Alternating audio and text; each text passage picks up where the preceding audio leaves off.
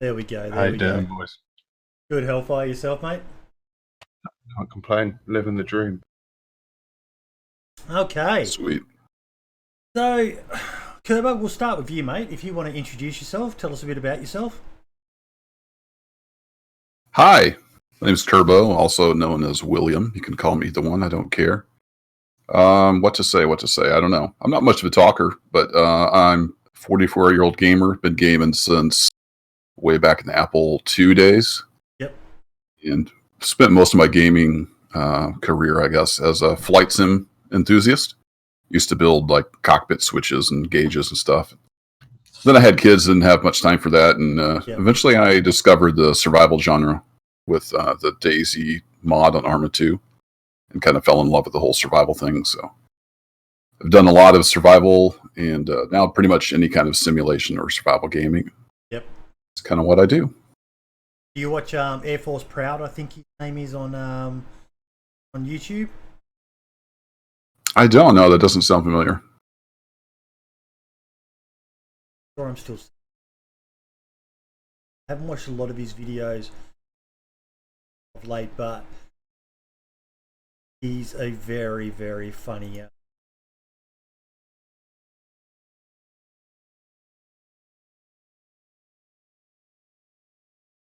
Yeah, I'm so far behind on everything. I haven't been able to spend much time lately hanging out in streams or watching videos or watching your podcast.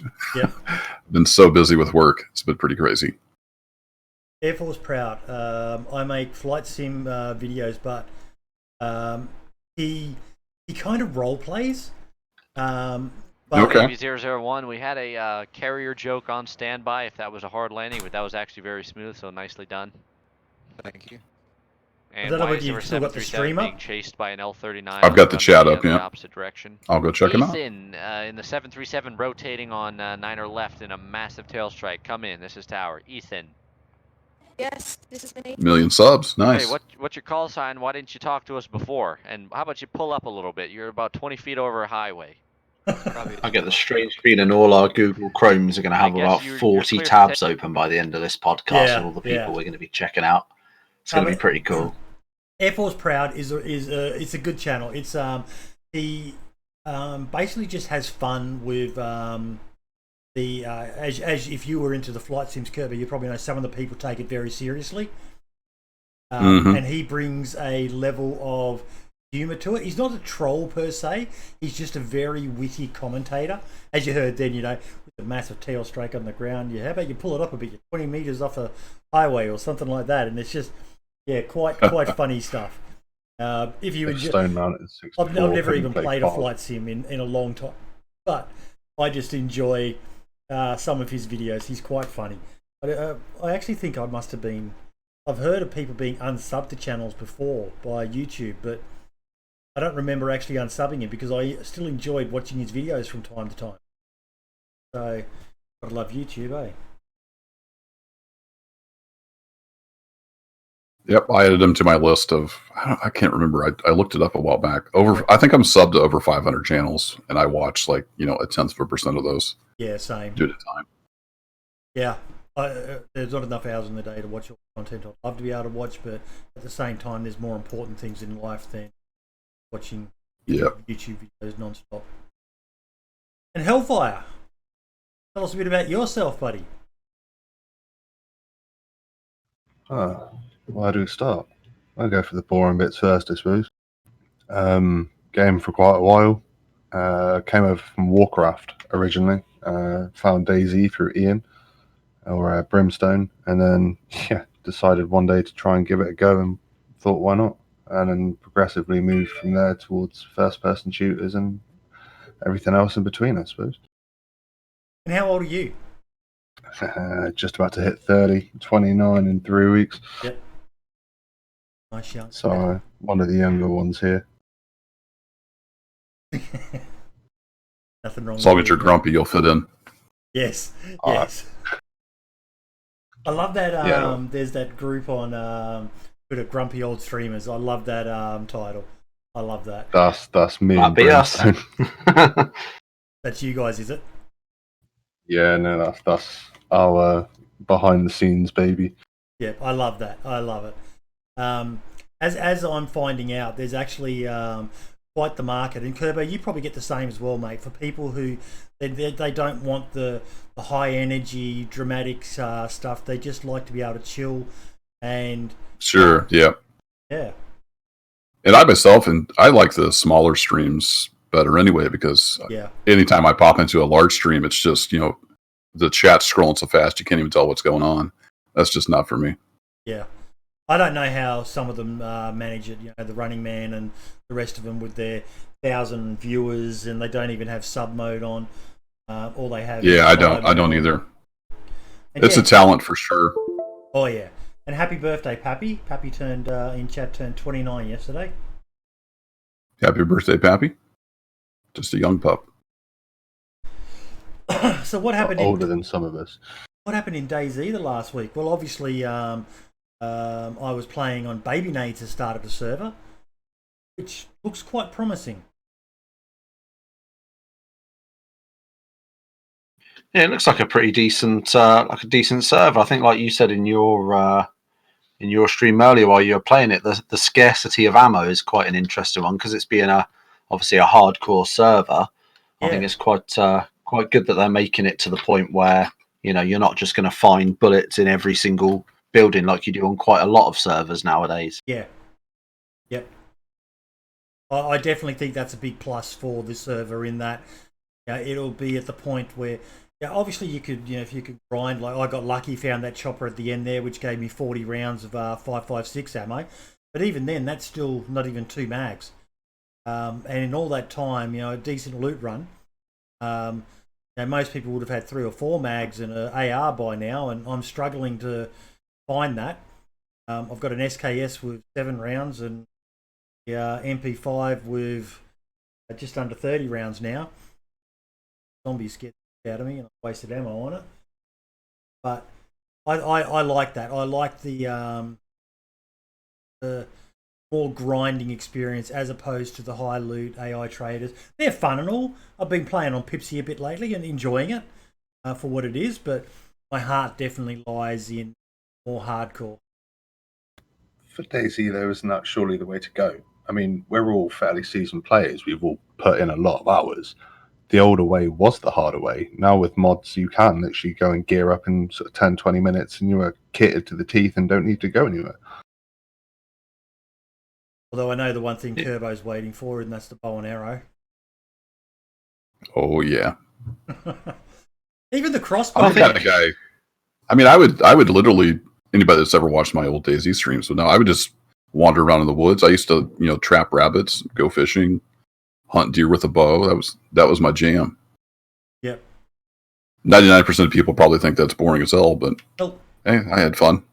I loved it back when there was one of those patches where the infected were quite a challenge.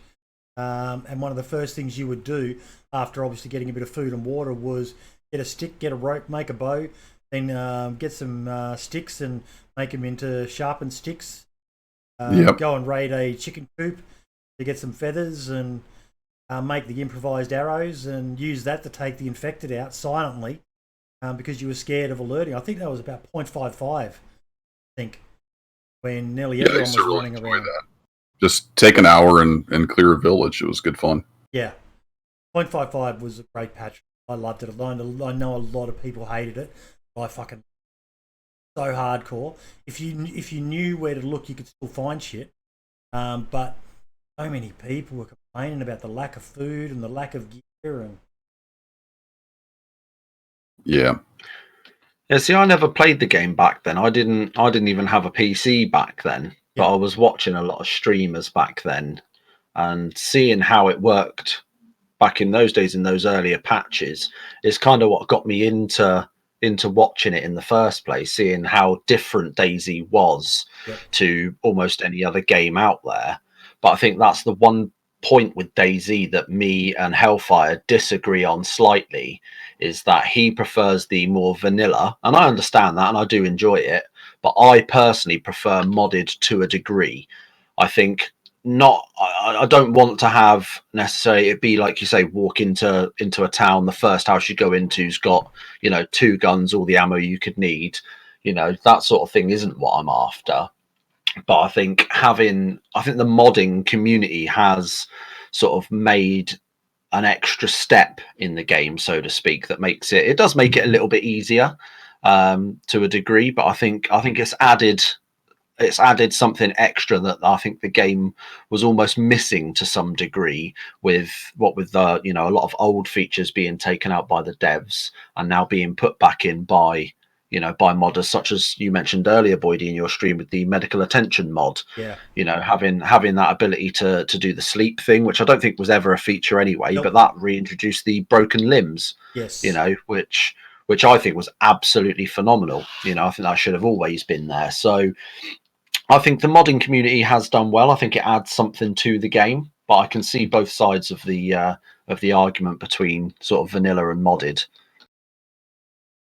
It's not even vanilla's better though. It's more of the fact that some servers, and I'm not gonna name any because that's just unfair to them and the owners of them, but some of them have too many mods, and it is literally an absolute fest. And when you play on a lot of servers, it's what 18 gig to download DayZ now. Yeah. And when you end up with more mods than you do the base game, there's a problem. I feel there is anyway. One of the things And those servers are going to run great too, right? Well, actually, I haven't played much on vanilla servers, Hellfire. How do they run compared to these modded servers? So I play a lot of servers that are mainly like borderline vanilla. Like I love things like the red zone. It's not vanilla. It's not an official type thing, but there are very few mods that change what it is, apart from some of the. But I think there are some places now that you just don't need to go on vanilla. They play well to a point. Vanilla servers have always been, or official servers have always been dodgy, but they play to a point. The slightly modded ones play better. The heavily modded ones just don't play at all, I feel. Some of them is just so laggy, it's unreal. I was trying to drive on Pipsy, and I love the Pipsy server, and I've been having fun on it, but driving on it, thank God they've got invincible cars, because I was just warping all over the place because of the amount of mods and the amount of mega bases and stuff like that, and it was fun in a weird sort of way. Like, it was a challenge to actually manage to keep going on a straight line. I was driving a modded vehicle, the Land Rover, if anyone played with them, and they definitely aren't a four-wheel drive. They slide like they're oiled road. So it takes a bit of skill to drive them the best of times, let alone without the server jumping all over the place on you. Yeah. One of the things I liked about DayZ Down Under was when I was on the admin team there with Spud and the girl. Spud would start off pretty much about every fortnight they'd have a meeting, and Spud would start off with, okay, let's review the mods. What mods don't we need anymore? Always looking to, like for the reasons you guys said, minimize the amount of mods that we had on there. Do we still need this one? Do we still? And inevitably, more often, we would end up just saying, no, we still need all of these ones. But he would always push everyone to think about, do we really need something? And some did get removed when it was like, okay, we don't actually need that. Yeah, the base game has brought back in the main weapons that we were. The Blaze, I think, was one of them, and things like that. And yeah, he's always looking for ways to minimize the amount of mods that run on the server. Yeah, I think that's always going to be the trade-off, isn't it, with the modded, though? It's going to be that, they add in features, perhaps, that everyone wants, and weapons packs and things like that people want. But at the same time, like you say, it's especially when it comes to driving, because I think cars in DayZ have always been relatively interesting, to say the least. But I think when you have got mega bases and 4,000 mods on the bloody server, it is going to impact the performance. So I think it is a bit of a give and take, bit of a fine line, and it is very difficult to get that balance just right. So I'm wanting to Cole, we're doing the Boomer Zone podcast, mate, discussing all things DayZ and whatever else takes our fancy for the next hour or so. It's something new I've started doing, trying to. There's been a couple of people in the past who've done it, like some of you may remember Altercast with Renee and Super FT LOL. I loved that show. Yeah, that was good stuff. And two guys with pedigrees that not many people can the game. I always wished the Running Man had done it with them as well, because they were the triumvirate of DayZ there for quite some time. Their videos together were, quite often you'd end up with all three of them doing a video, the same encounter video, but from their own perspective. And I would find myself watching all three of them just because they had such different play styles. But then we had Cooper with his Compass podcast, Ragebra and Septic Falcon, and usually a fourth person if they get one. But that fell by the wayside. So I just felt that there was still it's a niche thing as well. Pretty much everything I do is niche. That's my way of saying I'm a better and not. But we all have the same opinion of ourselves. But I still think there is a bit of a desire for people to be able to talk about all things DayZ and DayZ related. Fun. And yet here I am, and I don't even have DayZ installed. But you have a great pedigree of DayZ. I do have an hour or two in the game, yeah. Yeah. And like just I said, one or two. Last week, I kind of put you, for the US content creators, you're like the US version of Vigilante Gamer in my mind. That was a huge compliment. I don't know that I agree with that, but thank you. No. See, I was thinking about it as well, in that you two are not similar gamers. Vigilante's are very tactical, almost skitty in his mannerisms, whereas you're more a survivalist. If you see someone, you'll be cautious, but I remember you're quite open to talking to people. You enjoy talking to people, and it's one of the things I loved about was you were an interactor, whereas Vig is the sort of guy who'll stand back and watch for 30 fucking minutes if you. Guy's got patience. Yeah. But you both have this. If you ever watched a Vigilante Gamer video, his style he's mesmerizing. And your videos to me were the same, Kerbo. They were mesmerizing. Once you started talking, Renee's a bit the same. Once Renee starts talking, you just find yourself hanging on every word he has to say when he's doing his videos. And you're that way. Vigilante's that way. Well, thank you. Yeah, Renee is a great storyteller. I've always enjoyed his videos. Fortunately, it looks like the real world's caught up with him as well. There's a lot of people have great gotten busy. Storytellers in DayZ, though. A lot of great storytellers. Baby Nades. Baby Nades is another one. Mm-hmm. Great. I don't care for third-person DayZ at all. Usually that's just a complete turn-off. But Baby Nades, man, I'll watch them all day. Yeah. He's another one. He's got a great style of narrative. Mm-hmm. I don't watch too many channels or videos that are just. If I want to watch that, I'll go watch someone. It's boring, yeah. I'll watch a PUBG video if I PvP. I much prefer my story. There's so many other games that do PvP better. I never understood why people always wanted. It seems like they always wanted to force DayZ to be a PvP game, where that's not really where its strength lies. No. You've only got to look at the guys who are quite prevalent, Wreck Minder and stuff, how frustrated they get with the limitations of the engine. Sure. Even Danny Boy has been playing DayZ. Even he was commenting time it takes to shoulder your rifle. I think that might have been a heavily modded server maybe that he was playing on, because saying it could take up to 2 seconds for his rifle to shoulder in. That is insane. You should try running around with an LMG in Call of Duty Warzone. Jesus. I think I actually aged about 5 years in the time it took for me to switch from an LMG to my pistol the other day. The animation is just so long. Are you guys enjoying that game? It's not bad. It's I'm enjoying it a lot more than I expected. Really? I've always been a bit of a Call of Duty fan, but I've always been more on the campaign side. I've always liked playing through the missions and the storyline behind it with the characters, especially with like the original 3 Modern Warfare games. You know, having 3 games with the same story arc. I thought that was phenomenal. That's always been my forte.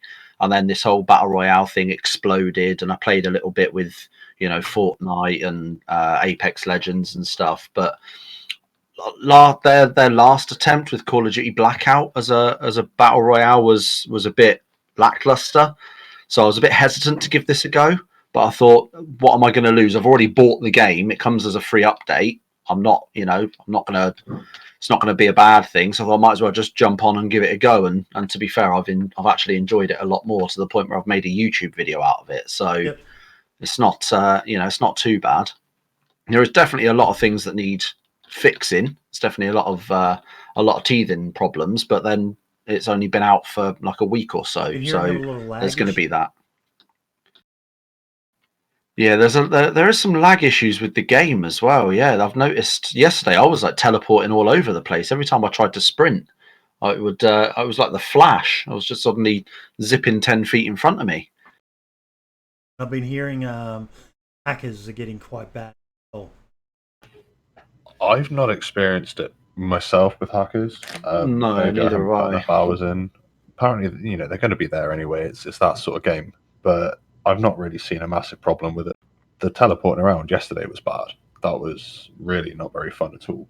Because Warzone's free to play, isn't it? It is, yeah. That just seems like an instant recipe to have hackers. Free to play. Yeah, that seems to be what. Yeah, I'll say everyone seems to have that same idea. I think it's a valid point as well, because quite a lot of people then are going to have access to it that didn't before, that weren't going to want to pay out for it. And I think that's a lot of the issues with a lot of games now. We seem to be moving forward towards a sort of a more free to play kind of thing nowadays with a fair few games, and it does worry me that then that is going to bring some sort of influx of people not doing things the right way, which it is a bit of a concern. You ever played him, Kerbo? I haven't, no. Not PUBG, not Fortnite, none of the Battle Royale games? I've played PUBG maybe 6 rounds. I bought it just to support PlayerUnknown. Yep. It's just not really my thing. I was disappointed that he never implemented the modding. I remember him quite distinctly saying that he would support modding for the game, because modding helped him get where he was, and then it happened. And it's actually quite disappointing. Yeah. I'm not very good at the whole shooty thing in games. No, I suck at it. But I still enjoy playing it. Like, my favourite thing is getting my hands on that VSS, particularly on the jungle one, Sandhawk, and just crawling like a snake in the grass and shooting people. It's one of those. I can be quite trolly at. One of my favourite things to do is to sit there and get someone who's about 200 metres away from me and then bring them with VSS shots, and they've literally got no idea where they're coming from. They can't see you. Doesn't make any sound that they can hear other than the pinging of rounds and damage to their body. And it's quite funny to just sit there watching someone trying to take cover, hiding from. They've got no idea where they're being shot from and just shooting themselves. It's a bit of a trolly thing to do. Yeah. I used to watch PUBG like Smack and Anthony Kongfan, and I figure with people like that playing the game, there's no reason for me to be in the game. I'll just die. It's actually one of the things for it. Like, I remember playing a lot of Call of Duty free for all, and I would never do. I would come bottom half nil. But even me with my crap gamer skill, I've managed to get wins in PUBG. Sometimes it's a 1 kill win, sometimes it's a 4 or 5 kill win. I've never had a double digit. I don't think I have. But I will give him that. He did manage to make a game that almost anyone can, which was quite a pleasant surprise for me. You watch some of the pros play, and when they win, they barely even bat an eyelid. Mate, when I win, I'm whooping, I am just going. Yeah, I don't think I ever got a chicken dinner. I could get into top 10 pretty easy just by playing smart, but then I would I would lose because of my poor gun skills. So I've never had a solo chicken dinner, but I've had a couple of ones with groups, and even with Call of Duty, I still haven't had a solo win. I haven't had a win yet on multi-zone, but I've never had a solo win in a battle royale. With teams, not a problem. Solos, yeah, don't even go. What about you, Brim? Oh, well, Hellfire is going to be upset that I'm mentioning this because it's all I've done for about 48 hours. But I did get a solo win on War Game at 1:30 the other morning. Hey. And I was, to be fair, it was more luck than judgment to the most part, which is pretty par for the course for my entire existence. But yeah, no, it was, I don't think I ever got any. I think I got, when Fortnite first came out, I think I got a couple of solo wins on that, but that was like early days, like before it blew up in popularity. And then I had PUBG on Xbox. I think I got like a solo win on that and a couple of squad wins with some friends that knew what they were doing better than me. But I think it's one of those things, like Kerbo said, if you play smart, you can definitely get top 10. Yep. But I find the issue with that, though, is that if you're like a content creator, if you're streaming that or trying to turn that into a video, it doesn't always make. I think it doesn't always make for the most compelling video. So I kind of try to stay away from that whole camping side of things if I'm making a video about it or streaming it. But at the same time, you've got to be, like you say, you've got to play smart in order to actually get anywhere near end game in a lot of these now. I just embraced it. I did a who's cutting out the me spirit.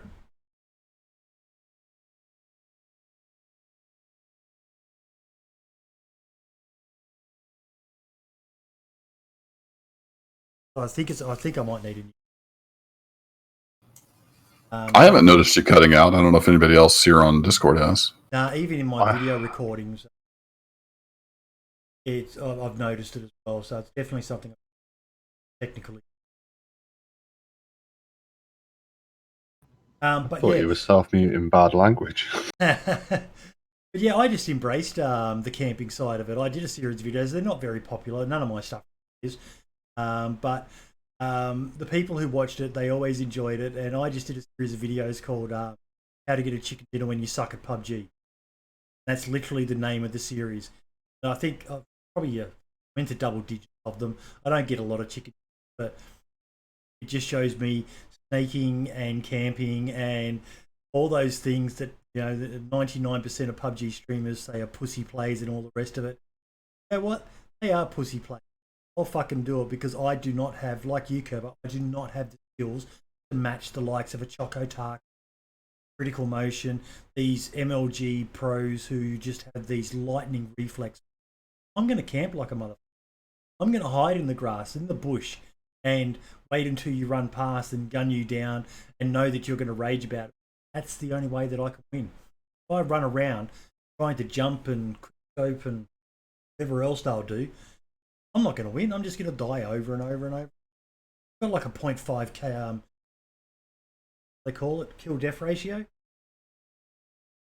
Yeah, KD. I don't know. Camping is such an overused term. Yeah. Thing is, you wouldn't run and gun in that situation. If you and 99 other people are thrown into an area and told, right, last one out, last one to survive gets out, you're not going to run around like a headless chicken. You were going to sit in a corner with a shotgun like a bitch. Yeah. Yep. So you play it sensibly. Play it as your ass on the line, and 9 times out of 10, you will get there. We're top 5 at least. I can't remember. Well, they say slow and steady wins the race for a reason. I can't remember what the channel was, but there was a very good gamer, and he pretty much just played to get the kill. And he said, the idea came to him to play to win. He said just that simple mindset change of playing to kill to playing to win found the game a new level of intensity for him.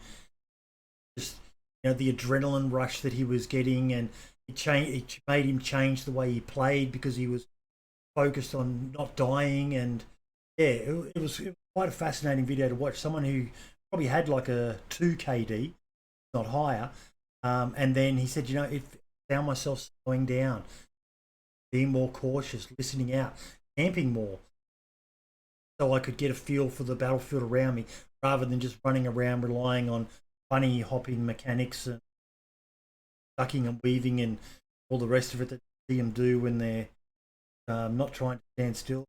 Having been a soldier, I can tell you, you don't just stand there fucking jumping around from left to right to left to right to left to right. You find a place, you hole up in that.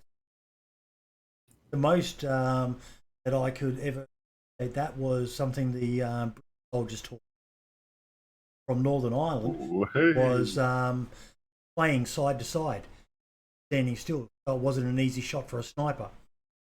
And I actually took that on board myself with my patrolling in the middle when I was still like logical things I've ever heard. Don't just stand there, but sway. Pronounce sway in your walk, and don't make it predictable. Mix it up a bit and all the rest of it. Other than that, you're not jumping around all over the place like someone with ADHD, body Tourette's or something. I think that's got to be the meta now as well. Sorry? Carry on, Ian. I think it's got to be the meta nowadays as well. Like when you look at like Call of Duty, for example, with all those with all the different mods and things you can put on, with your loadout and things, and having different sort of settings you can change to make it so you can hear footsteps louder. I think taking, like you say, taking cover, swaying around a bit, making unpredictable moves is the way to go. I don't get how people get so upset when, which is ironic me saying it, because I get a bit annoyed at times, but I don't get how people can sometimes get really like upset and like gamer rage over being killed because someone was camping an area rather than running out in the open and and opening themselves up to being shot, especially with the sniper rifles that are in Warzone at the moment. One of the metas at the moment is to have a sniper rifle, a high-powered sniper rifle with a thermal scope on it, because the thermal scopes work regardless of the lighting, and you just light up like a little light on a Christmas tree, and all of a sudden you're getting beamed in the head from God knows where. So having that camp and being aware of sniper spots, and I think for all of us, having come from DayZ as well, we've all experienced shots coming out of absolutely nowhere. So I think it's kind of given us all that little bit of extra game sense to be very aware of your surroundings on the off chance that there is a sniper in the area. What did you guys think of thermal scopes being in DayZ? No thanks. Yeah, no, I'm good. Cheers. I'm not NVGs, maybe. Yeah, I think NVGs is a definite yes. As for thermal scopes, I don't know. I don't think it would be the way to go. I know there are some mods out there that allow it, that have it in there, but I think as far as, I don't think that Bohemia should be putting them in. If someone wants to mod them in and use them that way, that's fine. But I think it's just giving too much of an advantage, especially when you've got night vision. Imagine if you've got a night vision and thermal scope. Using those, in sort of some sort of tandem, it just becomes, you just become like God. Then there's no point. I'm not a fan of it. I gather you guys knew I was going to. I can understand if servers want to put it on there. Lots of servers, most of the popular servers are PvP. I can understand. I know that it was a big thing back in the mod, if I recall correctly. Yep. But new DayZ, massively OP too. I think it just cheapens the whole gameplay. You might as well take all the trees out if you're gonna have thermals. You just, like I said, light up like a Christmas tree. It's the same in Escape from Tarkov too. That's kind of the new meta on like the Woods map, is just get a thermal and you just see everybody.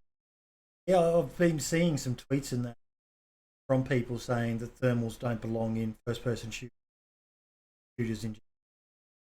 There's always going to be the option. I can see there is an argument for DayZ being like an end-game item that, you know, one on the server and word gets out who's got it, you know, place is going to be raided. Then you have the thing, alt account, log out with good items on the alt account, and no one will ever be able to get that item off of the character logged out. Yeah, people are always going to game the system, no matter what system you put in place. Yep.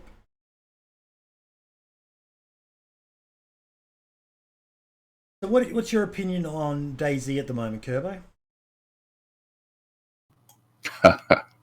You sure you want to hear that? Yeah, damn straight. That's why I asked you on, mate. One of the things with this thing, mate, is I've upset some people with some of the stuff I've said about DayZ, and I'm a fanboy of DayZ. I'll still call them out on stuff that I don't like, and I think that,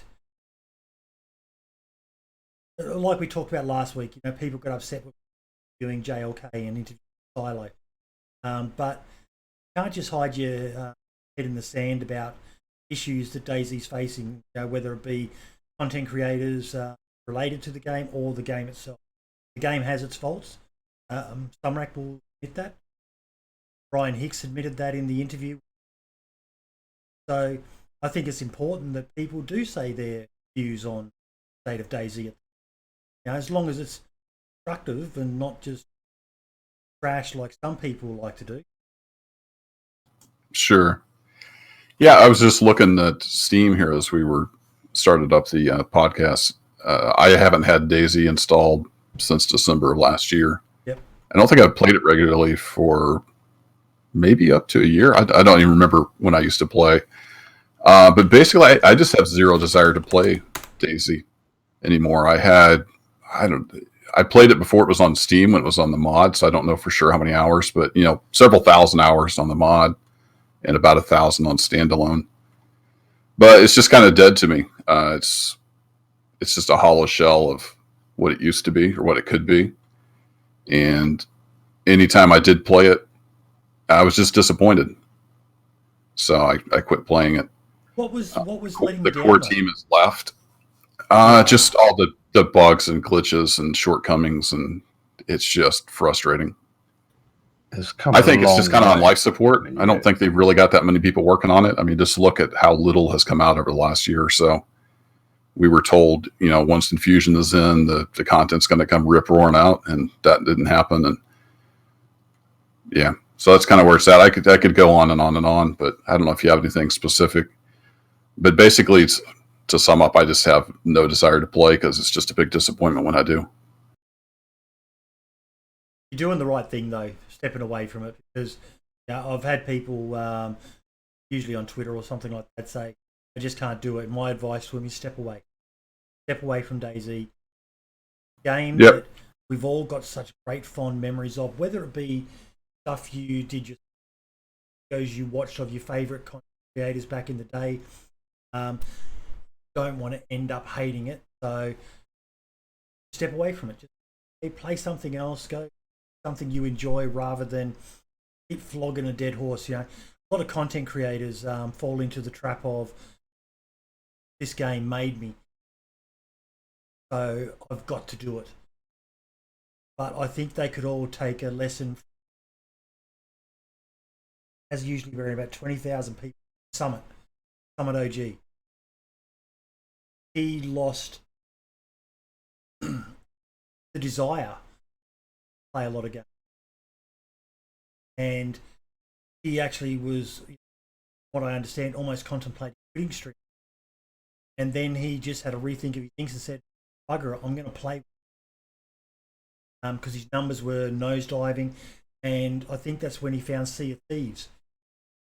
And he was having so much fun playing it Summit's one of those guys. I don't watch him too, but when I do, you can see the guy clearly. And Yeah, sure. he did a series of streams playing Sea of Thieves.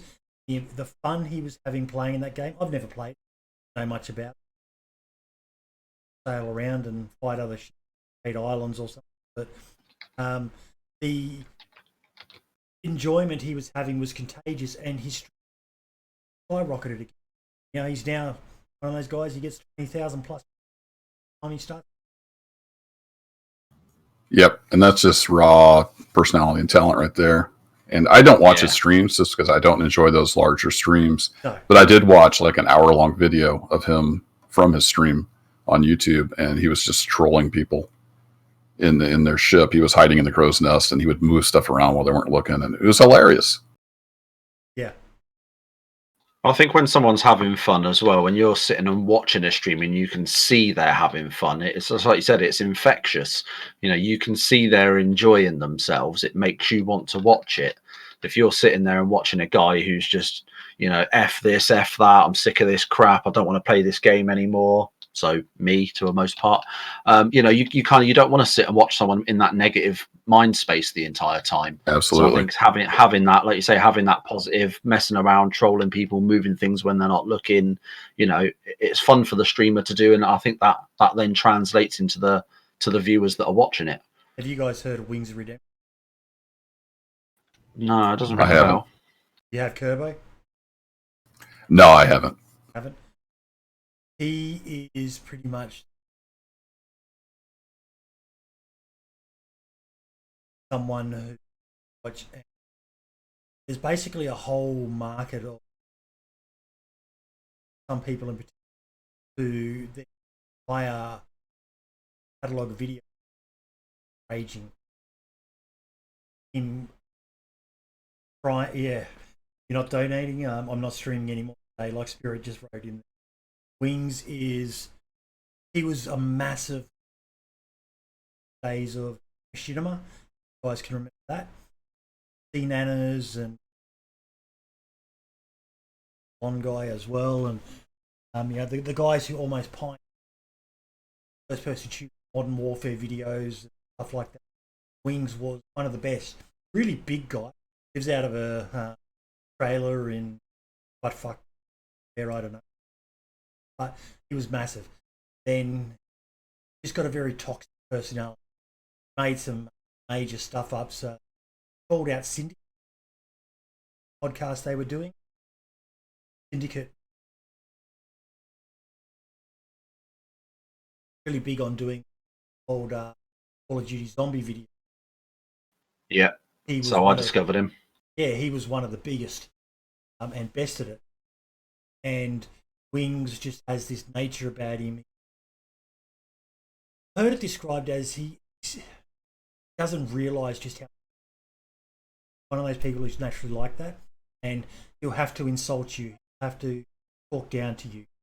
And he called out Syndicate, and they had this famous 1v1 War Pig map, Call of Duty, Modern Warfare, one which had the tank in the middle and the couple of mounds of dirt in that, and Syndicate destroyed him. Not like completely annihilated. And Wings that was like the point for his. Now he's at the stage where he gets 1 to 2 watching you stream the whole time. Just, I don't want to be only playing it because you donated. That's it. I'm done. I'm not playing. Fuck it. I'm not going to stream.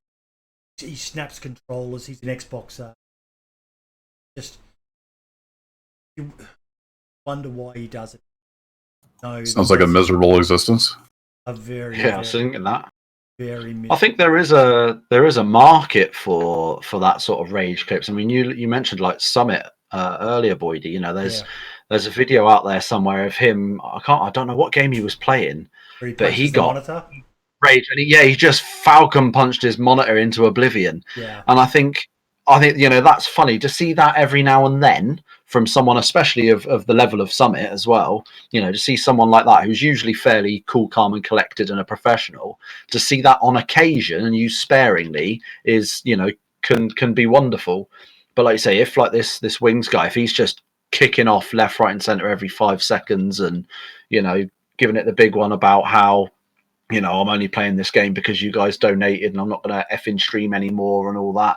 I think that's just, you know, that's taking it to a level it doesn't need to be at now. Yeah. No, you're definitely doing the right thing, Kerbo. Stepping away. Like I said, you know, your videos, see how much love and passion you have in the game. See that in, you know, the farm sim. I should be playing, but do what you enjoy. Wait, don't. Like with the stuff with the DayZ Twitter. Whenever they put a tweet out and dog pile in on, don't have any constructive to argument. Why bother even commenting? Forget about it. Go in that you enjoy in life. Don't focus on negative. Yeah, that's for sure. That's just kind of social media for you, though. It's just miserable people with an outlet. Oh, But I've got like 300 games in my Steam library, and most of those work, so I just moved on. most of those work. The ones that don't are obviously EA games. Oh, I've got a huge list of EA stuff that failed. I think the biggest I can think. What was that? Fallout 76. I think that's the biggest stuff up. Oh, Yeah. Didn't that come out with a battle royale at one point? Sorry? Didn't Fallout 76 have like a weird battle royale mode when that came out at some point as well? I have no idea. I bought the Power Armor edition, and helmet sits up in the top of my cupboard in shame. Remind me never to ever back a game like. Anybody here ever hear of The Stomping Land? No, it doesn't ring a bell. The title. Yeah, it was an early access. It was actually like almost like cavemen and dinosaurs. Yep. It was fantastic, but it folded up. Yeah, it didn't last. I've got my Steam library is littered with early access projects that died on the vine. It actually reminds me, mate. Have you tried that Aussie survival game again? I enjoyed that video you did on it. Outback Survival. I've been keeping an eye on it. I haven't made any more videos, but it's coming along. He's made quite a few changes. It's still just kind of really at the amateur stage. Yep. You know, single dev, learning his way. But yeah, it's fun. It kind of caught my eye and thought I'd give it a look. It was good though. You did a good job on it. Slowly working out the mechanics of the game, and I was a bit confused as to what those guys with ARs were doing in the middle of the Australian outback, considering how hard it is to get your hands on assault rifles in the country. Well, you mean they're not just everywhere? No, mate, not at all. Not at all. We can't even get semi-autos, mate. Yeah, I've been keeping an eye on it. It's getting updated, and there's a ton of stuff out right now. It's what a great time to be a gamer. I wish I had more time on my hands.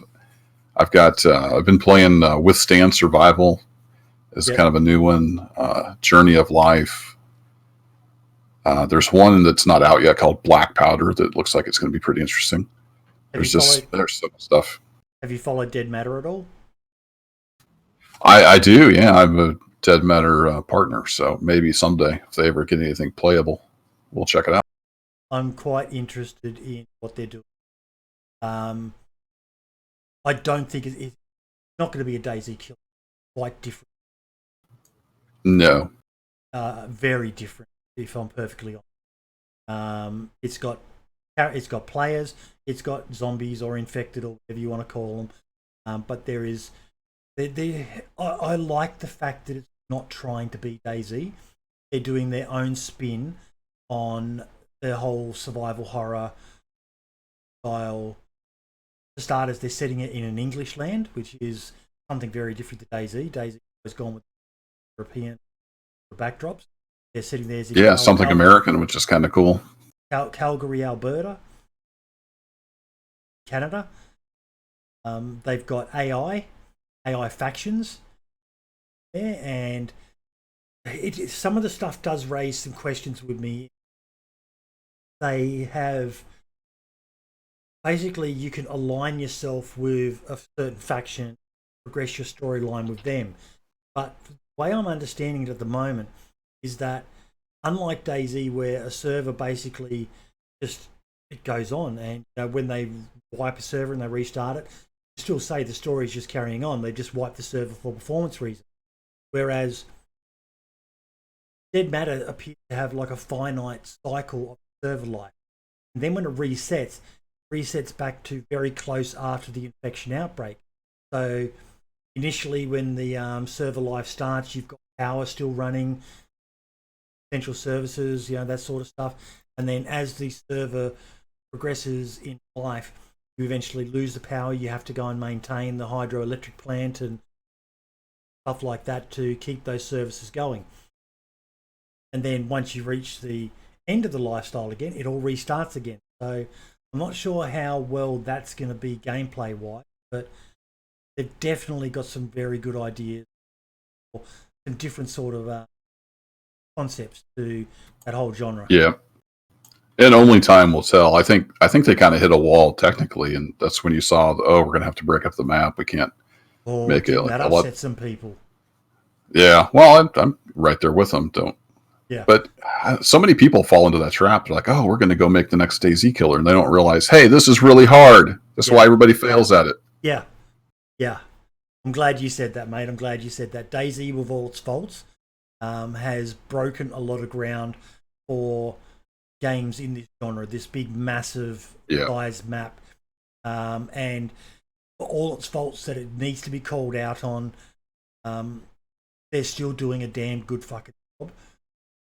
Well, that's kind of what Bohemia does, right? Huge open maps. That's their thing. Yep. And now with modding, it's really pushing, letting people know just how hard it is to add. Yeah, I'm even guilty of it myself in saying they need more features. They need more places of interest, events of interest and stuff like that. But then you look at, like we were talking about earlier in the podcast, these heavily modded servers and the impact it has on the performance of those servers. Yep, for sure. And the server hardware too can just make or break a DayZ server. That's why I think a lot of the official servers don't run that well, because they're not on the greatest hardware. Whereas something like DayZ Underground tends to run pretty well because they've got it on monster hardware and tweaked the hell out of it. Yep. DayZ Underground's a great. Yeah, I think you cut out there. I heard DayZ Underground. Yeah, DayZ Underground's a great server. Sure. Yeah, that was my home for most of my DayZ standalone career. I say career. It wasn't a job. Most of my time playing DayZ standalone. I was really surprised when they went modded. Like I always expected that to be like the last bastion of the pure vanilla experience, and they kind of took a 180-degree turn. I think they needed to, though. Otherwise, the game was on life support there at once. I think it got down to between 2,000 to 3,000 active players worldwide. Yeah, I mean, bills to pay or principles. You gotta pick one, I suppose. Could be worse. You could have had a Survive the Night server at one point. There was 9 people in the world playing that game. Wasn't that a letdown? Oh, don't even. Wow. Yeah, I'm raising my hand. I'm guilty. I completely fell for that. Same. I bought the advanced copy, and then I got in there and I was running around the map, and it was just like, what am I meant to be doing? Remember the Frankie on PC video for Survive the Nights? Yes. Where the hell is that game? I want to play that game. Yes. It was the launch that sucked the most. Like downloading all those files to have no executable file. You had no game, but you downloaded everything. How much do you reckon they paid him? I have no idea. They had to have paid him a lot to get him. It's somewhat playable. I did a stream on it. It's been several months ago, but it's fairly playable right now. But it's nothing like that game they showcased. You've kind of led me on to my next question, and one of the reasons I wanted to get you on, Kerbo. Tell me about Scum. How's that doing these days? Well, I have played it recently, but I wouldn't say I'm totally up to speed on everything Scum. It's not there yet, but it has a lot going for it. How can I even try to formulate my thoughts here? I'm not the best at talking. It's got a lot of elements to it. The world's beautiful. The crafting is really deep. I did a stream where I called it Naked and Afraid. I literally took everything off my character. It was completely butt naked. And I set up a rule where I could only craft, I could only use stuff from nature. And I had to try to survive. The only thing I couldn't do that with was bandages. There was no way to make a bandage from natural products. So I did have to use rags. But it was still too easy. It was a lot of fun, but it was just super easy. So Scum is kind of strange because they keep saying they want to be a survival game, but they've got all this stuff in there. It's overly militarized. So I don't know. I don't know if they'll ever get there. It has the potential to be a superb survival game with all the deep simulation of, I mean, they simulate your stomach and your colon, for crying out loud. Yeah. But it's still missing so much stuff in the medical area and the metabolism. And I don't know. Definitely keep an eye on it. And I play it, every 6 months or so just to keep up. I actually rolled it out a few weeks back. I took a little mini break from DayZ. I was just getting sick of being KOS, and I went, fuck it, I'll go have a look at Scum. And I totally agree with you, mate. It's a good game, but it was... I actually don't mind the mechs. I think they're a novelty. Maybe a little bit OP on the vanilla mode, but I still found it good. I still remember back when the game first came out and I was playing it quite a bit. The challenge to work out their patterns and get around them and work out it was worth running across an open field and trying to time when you could, and that was something novel and different. But that third-person camera, kudos to them for trying something different. That was one of the worst mechanics I've seen in a long. Yeah, and I think they introduced it kind of at the wrong time, maybe, because when they introduced it, they were having a lot of server lag issues. So it wasn't really the third-person camera mode that was the problem. It was lag. So that led to a lot of frustration. But did they need to do it, though, mate? Because I've strongly affiliated with the argument of, if you don't like third-person camera, play first-person. Well, I guess they were trying to bridge the gap. I suppose. I don't remember all the reasoning. I watched all that stuff years ago. Trying to bridge the gap because so many people want that third person. Did you guys play it? For a limited amount of time. Yep.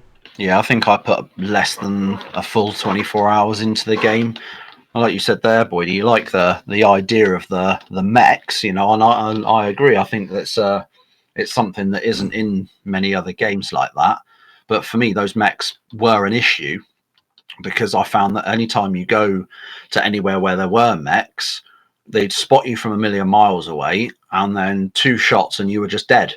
Yeah. And it just became almost an unplayable and unwinnable scenario unless you wanted to spend 3.5 hours just watching their patrol routes and trying to figure out a way through. You just, the second they saw you, they just beam you, and all of a sudden you're gone and you have to start over again. And it was really frustrating to a point where I ended up uninstalling it after less than a week of having it installed. I had one memorable. I was running across a field between buildings. I timed it. My character decided he needed. But it wasn't a bodily function. It was because I'd bought one of the backer editions. It was how you do that weird thing where you shit gives you an item. It was that, so I literally had no control over it, and I was like, "Are you fucking kidding me?" And sure enough, I got blasted into. That's a feature I want for DayZ. Do you know what you shit out by any chance? It No wasn't a idea. lucky horseshoe by any chance, was it? No idea. Not in that bloody game, it wasn't. Well, if you haven't played it lately, like in the last year, it's probably worth checking out again. The mechs are no problem. I think it's easy on the vanilla server. So naturally, I went to and found a hardcore server. One thing I do love about Scum, and you touched, their crafting, phenomenal. Oh man, I would love it if DayZ had crafting Scum does. It is just it's a lot of fun. Brilliant. Yeah, it is. It is so much fun. Gathering the supplies to make a shelter so you can save and store stuff, and creating an improvised axe and progressing your way up to sharpen spears, and it's just got such a phenomenal crafting. If DayZ had 1/10 of the crafting that Scum does, I would be a very happy. Yep, it's a lot of fun lately. The last time I played, I was trying to sneak into the dam area and look, and I was on a hardcore server, so the puppets are brutal. They'll kill you in 3 or 4 hits, and mechs are a one-shot. So it was at night during a thunderstorm, so it was really exciting. And I couldn't see. I struggled, but I finally got snuck in, and I found a few things and snuck out. And so I spent probably, I don't know, a couple hours just looting that area, and I don't know, it was fun. It's like I said, it's got a lot going for it, but it's not there yet. I hit less than 50 hours. I last played was July last year. I just couldn't do any more with Scum. One thing I was doing the same. Ooh, in the survival hours. Aspect. Last played March 9. Been a real letdown, has been miscreated. That is a game that has gone backwards from when I bought it to where it is now. Really? It's so I've never seen I can't always play it at the highest settings anyway. My PC doesn't really like it too much. But I've never seen a character model go down, get downgraded in the course of a game being made. I've got some friends that have played it, and around the Canyonlands release, it's just fucked it. I don't know much about Miscreant. I did play another game with a lot of potential. I remember being a bit. I didn't mind the graphics of the game, but I remember being a bit turned off by the infected, or whatever they call them in that. The mutant. The mutants, yeah. One thing I loved quite a lot of hype. Sorry, I was talking over you, Brimstone. That's all good, man. I was just saying this. I remember seeing quite a lot of hype when it comes to Miscreated, but I didn't see a lot about it when it actually came out. I didn't see a lot of anyone really bothering with it too much, because I think, like Hellfire said, it ended up going a bit downhill after a while. So I think it didn't really play out too well in the end. Yeah, and it's also been plagued by hackers. I know. I've seen a lot of tweets and stuff recently where hackers are just a big problem again. One of the things I really liked about Miscreated, though, is the mutants reacted to VoIP. I always thought that was a really cool feature. And the DayZ mod used to do that as well. Yeah, the old ear symbol. How much noise you were making. Yep. Not that, but also VoIP. Like, if you talk in game, they hear you. I think DayZ's got that again now. Oh, Yeah, they do. They do. Didn't they bring that back in a couple of patches ago? Yeah, I made the mistake of using a megaphone, and oh my god, yeah, nice. Nearly every single That's great. infected within 100. I think Asmondian put out a tweet. You don't follow Asmondian on Twitter. I'll get his link. You need to. He makes some of the best little guides DayZ you'll ever see, and they're just one screen graphic designs. Yeah, he does the DayZ tips. Yeah, Really well done. brilliant stuff. Those And tips are saved times. One of his I think we've all been saved by those. One of his latest ones was showing the radius of the megaphone. There it is. Max distance 200 meters. But yeah, it will aggro infected on you. I was dicking around one day with one, and then it was like, what the? Where did you all come? Oh my God, I'm in trouble. I did like his March 24th one. Cold influenza or airborne diseases. Prevents contagion by using a mask and or putting one on the carrier in your group.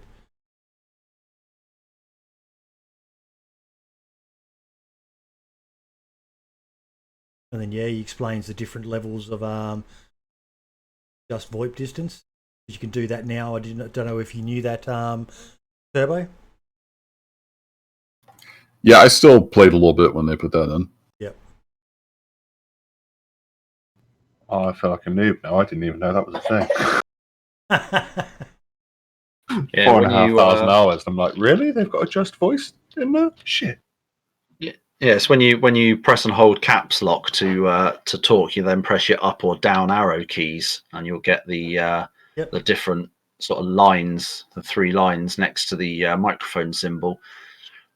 Comes in quite handy at times, especially when you think now with the way they've updated DayZ to have it so if you've got a mask or some sort of face covering, it'll sort of stifle your voice and muffle things a little bit. It makes it really difficult to sound kind of like this when you have a helmet on. It sounds kind of. It's worse annoying. than It's actually eating really with a annoying. helmet on. Trying to talk to someone with a gas mask or a motorbike helmet on. It is, mate. I can't understand a thing you're saying. Can you still eat through a helmet though? You can, but they've got that echo effect on it, so all you hear is a proper. There are some mods. I don't know which mod it is, but like on DayZ Down Under, you cannot eat with a gas mask or a helmet on. It's one of the running jokes in the Discord for the server is we need some sort of bot that detects the words "I can't eat." What's wrong? Just so it auto populates an answer because pretty much every day, 2 or 3 times a day, someone will say, guys, for my character can't eat, or drink, I don't know what's gone wrong. And then you always hear someone say, are you wearing a helmet or do you have a gas mask? Oh. No, Such a simple thing, but most games don't do it. No. But it's one of the things I loved about that server and other servers like it. Well, no, you wouldn't be able to eat or drink with a motorbike helmet on.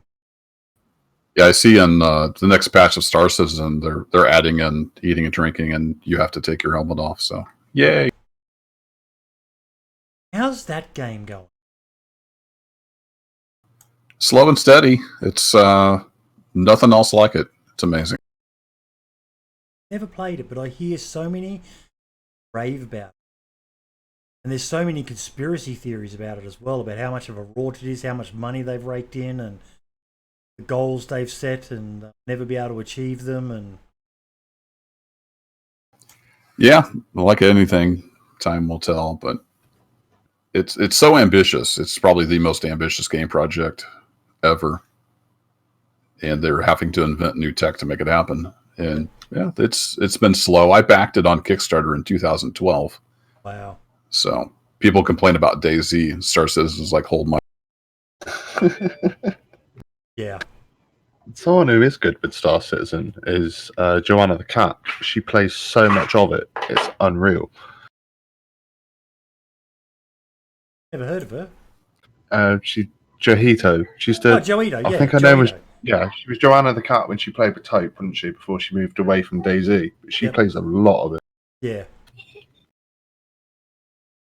I didn't realize that. I wonder if Twitch unfollowed her. It likes to do that. Yeah, I think it's like Joitio now or something on those. Joito. Oh, there we go. Boydie's got it. Joito. Strangely enough, I was on Star Citizen. It was a month or 2 ago, I think, and I ran into Hicks and Kilroy. Hicks and who? Kilroy. Oh, yep. Oh, nice. Yeah, Hicks was saying something in chat about bug reporting, so I had to give him a hard time. You would just have to at that game with that name, though, wouldn't you?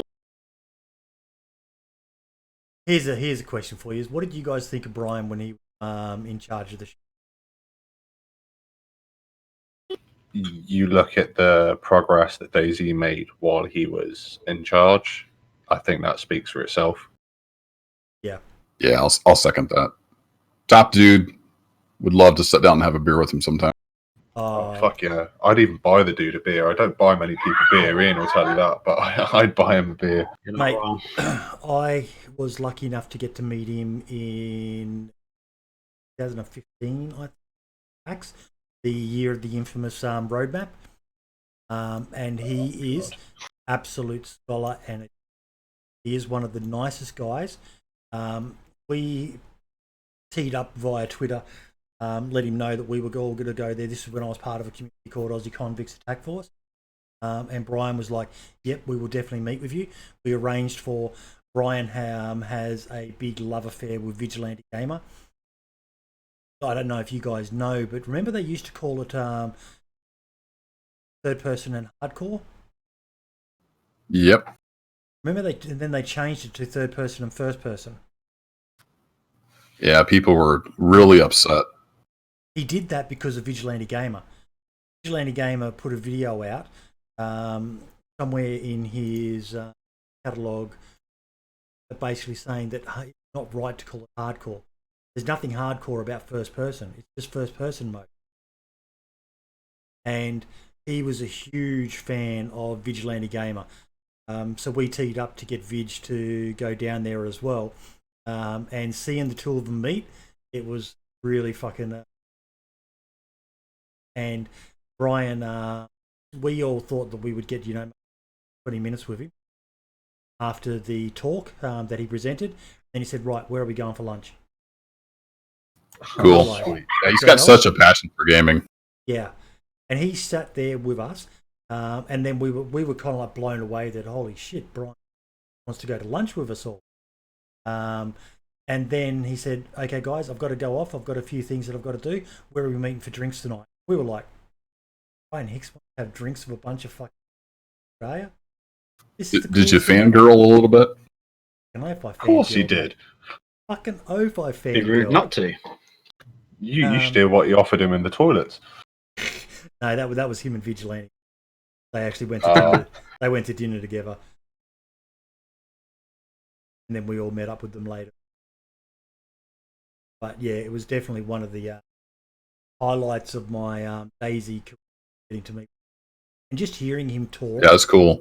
about the game, his passion for it was just... it always made me sad when people would say he was just in it for the money. The rest of it, like, dude, take a chance to meet the guy. You will not think that anymore. Just pay attention for 5 minutes. I don't know how you could have that opinion. Yeah. Oh, yeah.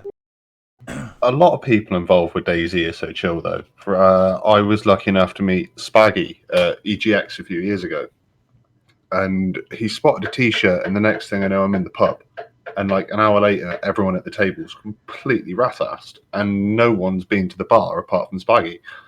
And like you go and say to him, well, do you want a drink? And he went, don't worry about it, sit down. I'm sorted, I'll sit down. One of the nicest blokes you'll ever meet. But yeah, gets so much stick as well. Me and Spaggy have a love-hate.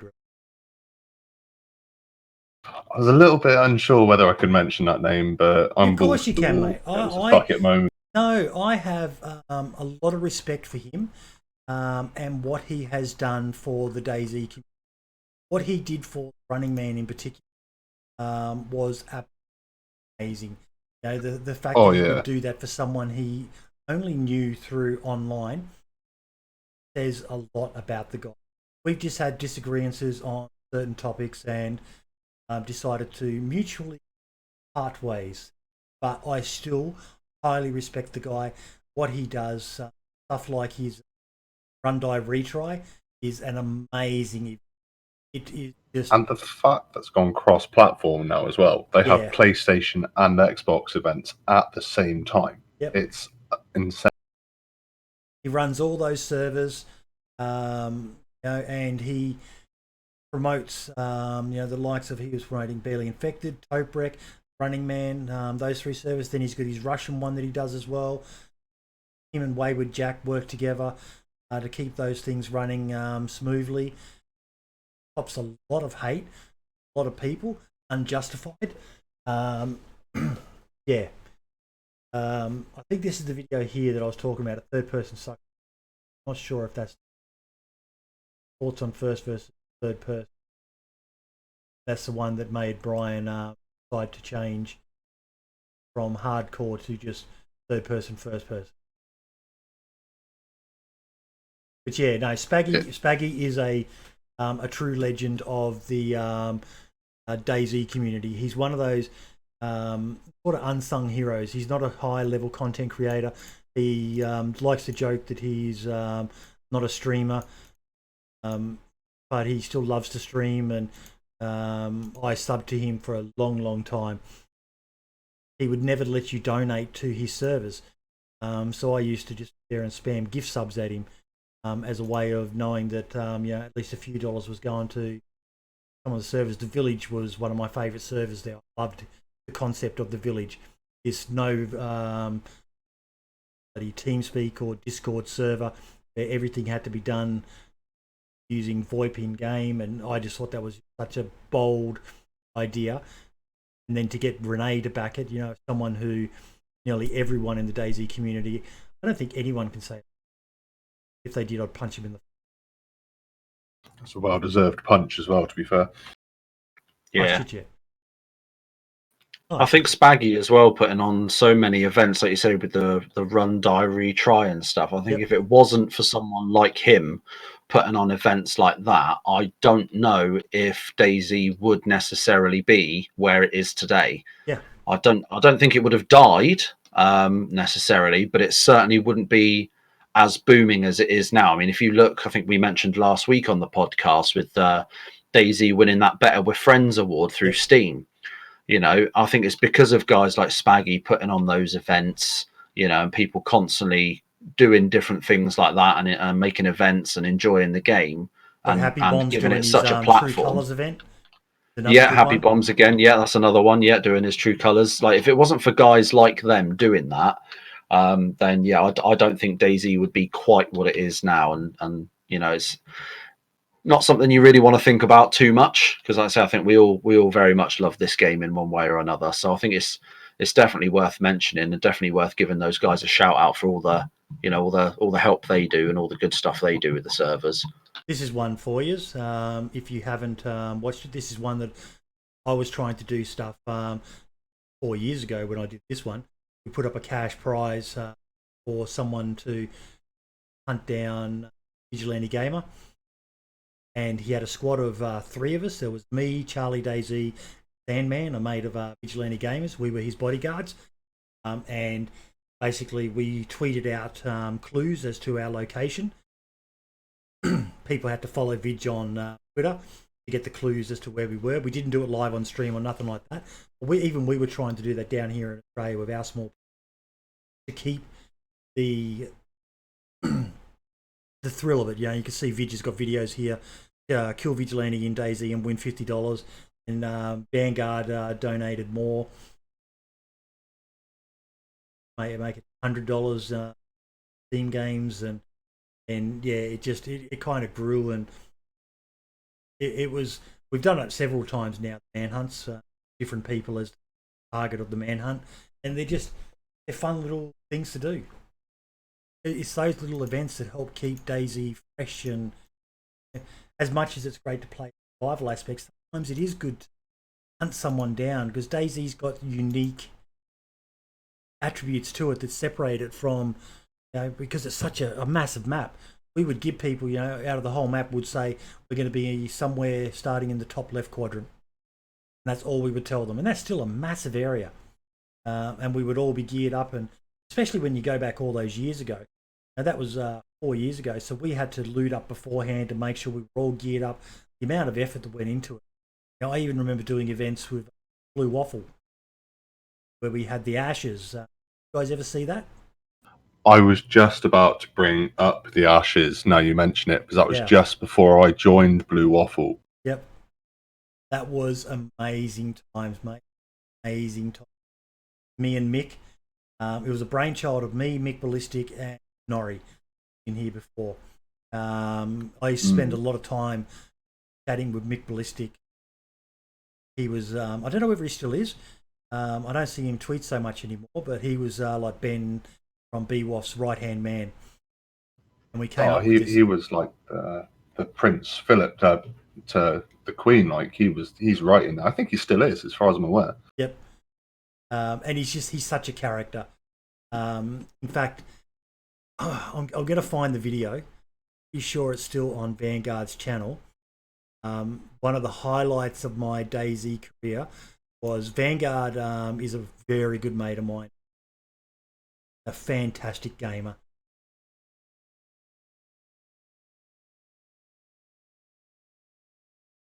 Sure it was on.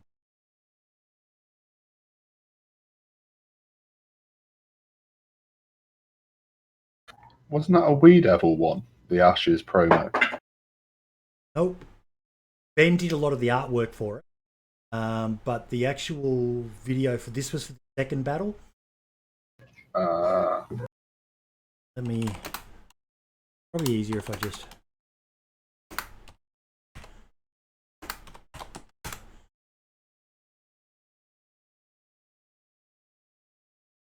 This is it. This is it. Fucking awesome video.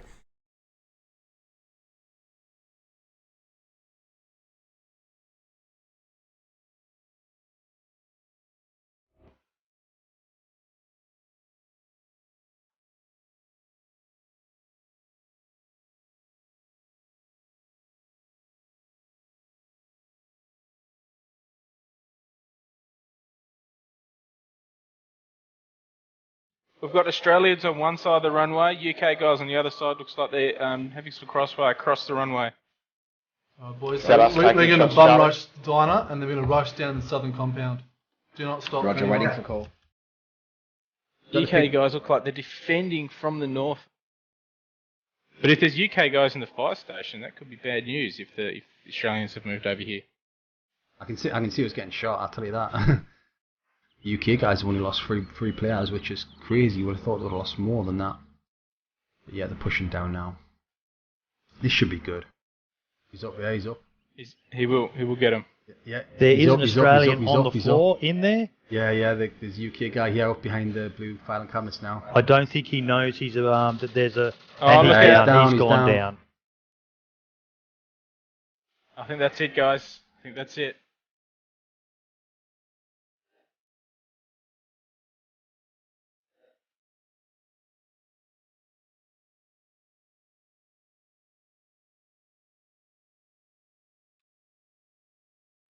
Boydie.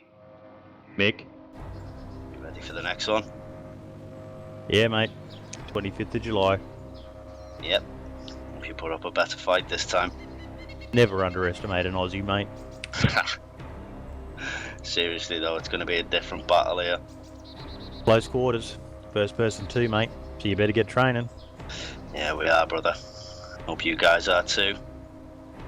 Yeah, we are, mate. But I've got better things to do than stand here wasting time talking to a whinging pom, mate. Off you go then, you convict. Boydie, come back here. Something for you.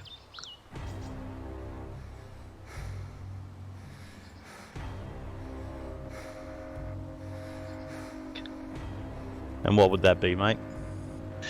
You might want to wear these next time. And the rest of your team. Mick, get.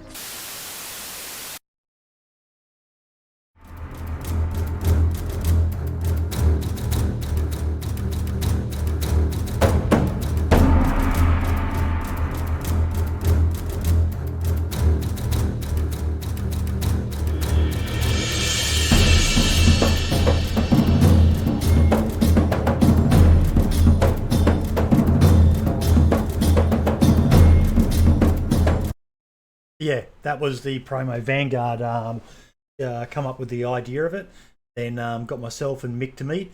Thing with the pants was it was a very controversial thing, but at the last second decision, even though we both had different uniforms, the decision was made. A lot of us weren't happy with it, but the decision was made that we would take our pants off.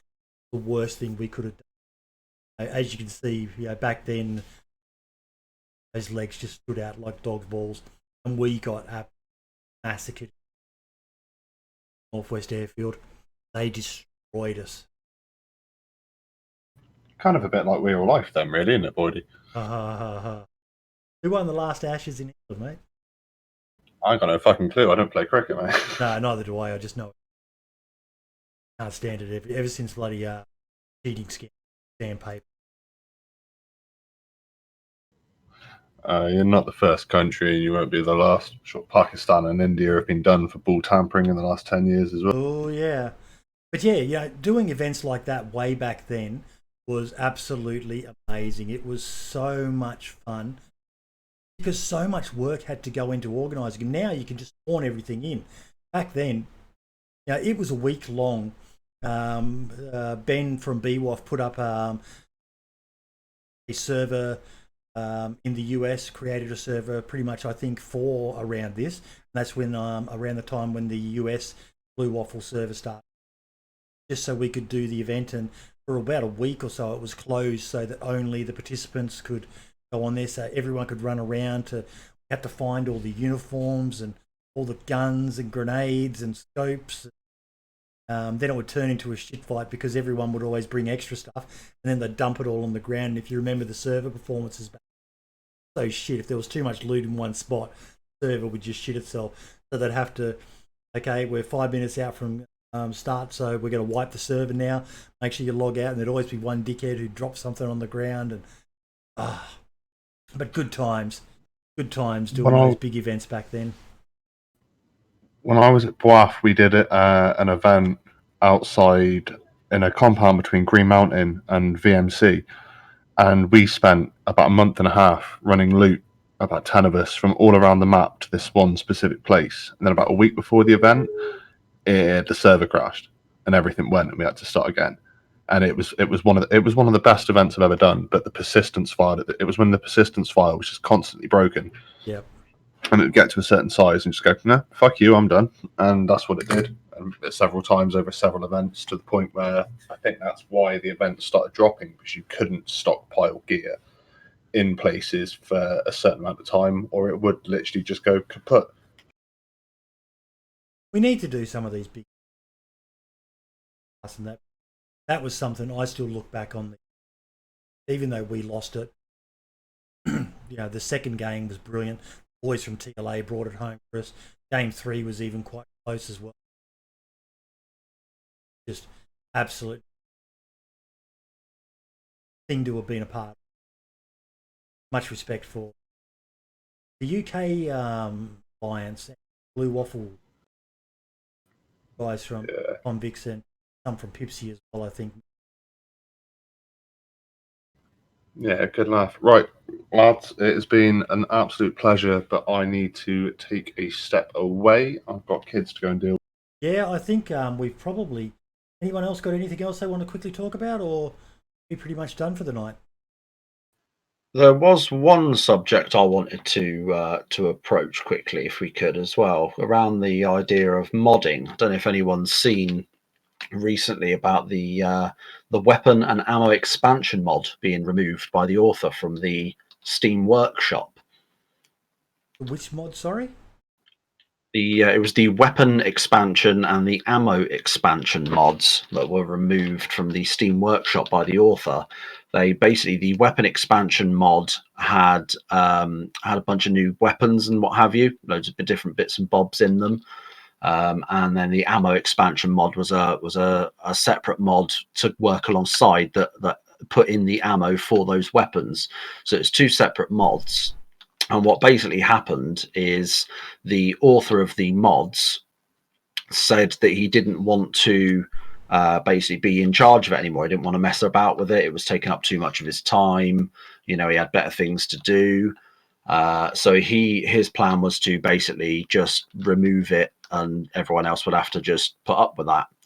And then it seemed to have morphed from there then into in the discussion section on the Steam Workshop for that weapons expansion mod, of him saying he was going to sell it to the highest bidder. And then it became to the point where he was then saying that no, he wasn't going to sell it to the highest bidder. He was going to sell the copies of the mod to various people. If anyone DM'd him and said, I want a copy of the mod, he would sell it to people so that they could then still have it, or still have a version, a copy of it that they could then change and put onto their own servers. So now what you'll see is there's going to be a small influx, I would imagine now, of people basically having a version of that mod for their own server. But it would seem almost like the author was almost trying to scam people, trying to build up a little bit of buzz around his mod, and just trying to make a quick buck off of what was historically a free mod. That I think all the mods are obviously free. He sort of seems like he's trying to just make a cash grab, and now he has actually removed them both from the workshop. Wow. That's the first I've heard of that. Yeah, it's something that sort of seemed to fly under the radar a little bit recently for some reason. So were they all like his models and textures and everything? Or otherwise, I don't see how you could sell it. Yeah, so, well, obviously the guns were obviously based on real guns. So you had things like the M1 Garand, the Honey Badger, the Remington ACR, and they were all named as what they actually are in real life as well. But he had created that mod from scratch. So he had done all the textures, put everything in himself, and it was basically a one-man operation. But then he basically turned around and said he didn't want it anymore. He didn't want to deal with it. And rather than doing what a lot of people had asked and sell the whole thing to one specific person or one group of people so they could continue using that mod and take over the administration of it, he instead tried to make a quick buck and say, well, if anyone who DMs me, I will basically sell you a copy of the mod, which wouldn't be the full thing. And then you can go on and sort of modify it from there and do what you want and have it for your own servers that way. So it lives on in some way. Wow. Well, if it's his work, more power to him. People want to pay money for it. Yeah, I mean, don't get me wrong. It was all his thing, and like you say, more power to him. Do what you want with your own property, but at the end of the day, there were a lot of servers, a lot of modded servers using that mod. Anytime I sort of joined a server and became as part of a community, if it wasn't on the server, I would always suggest it because it had some fantastic stuff in it, not just weapons, but other random items as well that weren't even included in any other of the weapons mods that you can get on the Steam Workshop. There were a lot of new things not included anywhere else. So for him to then, like you say, it's his property at the end of the day, do what you want with it. But for him to almost hold it to ransom a little bit like that and say, rather than I'll give the whole thing to someone to continue the legacy, what I'll do is I will just cheapen it by selling off, copies of it to anyone who wants it. He didn't really, there wasn't much in the community spirit involved in what he did. Yeah, I can see that for sure. But that's the danger, I guess, of using somebody else's mod. Yeah. Yep. Oh, yeah, absolutely. It's a strange one. I suppose at the end of the day, he just wants to try and get back some of the time or the money he spent, or a financial, inclination for the time he spent doing that mod. Well, it sort of comes back to what I brought up last week about that I would be happy if Bohemia bought Namolsk off Adam. I'd pay for it. Oh, shit, yeah. I think the people who wouldn't pay for Namolsk. Yeah, I think we can all agree that we would. I would not pay Bohemia for Namolsk, no. I knew you were going to be the odd one out. Did you pay Bohemia for Livonia, though? I did not. Man stands by his morals. Fair play. Has anyone gifted it to you? No, don't either. I would refuse it. No, maybe it's silly, but my stance is I'm not going to buy DLC for an unfinished product, so I'll stand by. No, that's fair enough. That's a fair enough argument. I do agree with that. Me, I've loved Livonia. I think you would love it, mate, because it is a map that really suits the survivalist. I played it when it was free beta. It is such a massive area of the woods, and coming across a bear is just the first time you encounter a bear was just amazing. Yeah, it's definitely more a survivalist PvE map, but I think Kerbo's made the right decision there, and for the right reasons of not wanting to pay for that DLC map. And I think you've given a valid reason and response as to why. But what I saw quite a lot when it first came out was a lot of people weren't saying anything about the unfinished game part of it, which is a valid argument. But a lot of people were saying, well, I've already paid $60 odd, pounds, whatever for the game. I'm not now going to pump another 20 odd into it. But those were the same people that would spend $40, $50, $60 on Call of Duty, then spend another $25, $30 on the season pass to get 4 maps. Yeah. And things like that back in the day, back with the, like you said, with the original 3 Modern Warfare games and things. So there was always that sort of weird sort of juxtaposition with people not wanting to pay extra for something on one game, but then perfectly happy to pay extra for something for basically what was basically the same idea and the same thing for a different game. Just give me a topic for next week. DayZ 1.0. I like to help every now and then. Or as I call it, it's 1.0. What the hell? Just ship it. Yeah. Yeah. Well, gents, thank you all so much. It was good. Thanks, it was good having just a general chinwag. Kerbo, open invitation. You're welcome to come back whenever, mate. Yeah, all you have to do is ask. If I've got the time, I'll gladly be here. Gents, thank you all so much for being a part of this tonight. I will love you and leave you now so I can say goodbye to the stream.